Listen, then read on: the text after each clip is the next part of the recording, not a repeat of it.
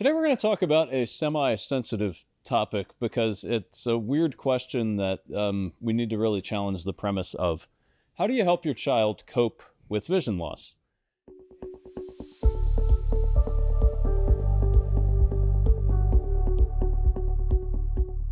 It's a sensitive topic because there's this desire as a parent for your child to live a, quote, normal life. And because of that, we want our kid to be normal. And when a child has some kind of condition that is not normal, such as they have maybe a blindness or a form of visual impairment that they were born with, there's this desire to make them normal and to have everything that they do be normal. And when we hyper-focus on normalcy rather than how a child develops and how a child will grow, we might be making some mistakes in that process. So one of the things that's important to recognize is that as a child is born and they are legally blind at birth. And this is every child. So vision is something that develops over time.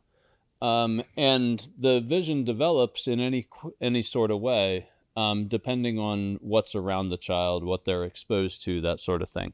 So if you take a child and they are born with some kind of visual impairment, they will develop around that visual impairment. They don't necessarily view it as an impairment the same way that you would if tomorrow you woke up and your vision was gone. Why is it important to understand a child's visual impairment from their perspective? So when you are working with a child with visual impairment, it's important to figure out what their problem is.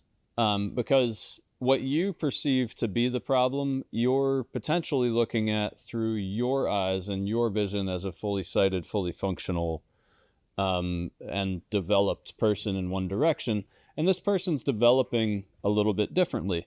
So what you consider to be a problem as if it were a problem for you may not actually be a problem for them. So you don't want to make assumptions about the problems they're having. You want to really, assuming that they're verbal, you want to figure out what they're having problems with and figure out the problem as they see it through their eyes, through their world. Because say you see it as, hey, they're having trouble reading, they're having trouble close up, they're having trouble doing this or that.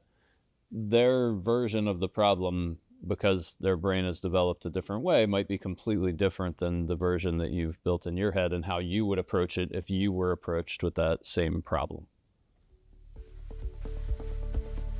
Why are therapies essential for children with visual impairments? Now, occupational therapists, low vision therapists, all of the professionals in your life, if you are trying to, help develop a sense of a fulfilling life for this person with a visual impairment or a problem, the therapies, the exercises, the various things that they are instructed to do are really developing fundamental skills and fundamental necessities that might otherwise not exist. So it is extraordinarily important to not skip, not bypass these therapies, because those are building the foundation of other skills that you're hoping to acquire later. How does a positive focus benefit children with impairments? The other thing that's important, and this is kind of a behavioral psychology thing, is that yeah, you have an impairment, you have a problem, you have this, maybe you have a lower baseline than you would be used to. And it can be super frustrating. Say you're up here and somebody else is down here, and you're like, why don't you just get here? Why don't you just get here? And what is important is that every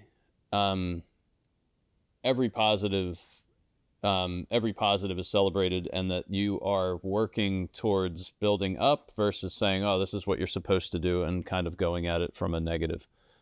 So work on building up, work on positive reinforcement, and work on what you can do versus focusing on what you can't do. Because when you're dealing with impairment, there are going to be certain things that are challenging or impossible.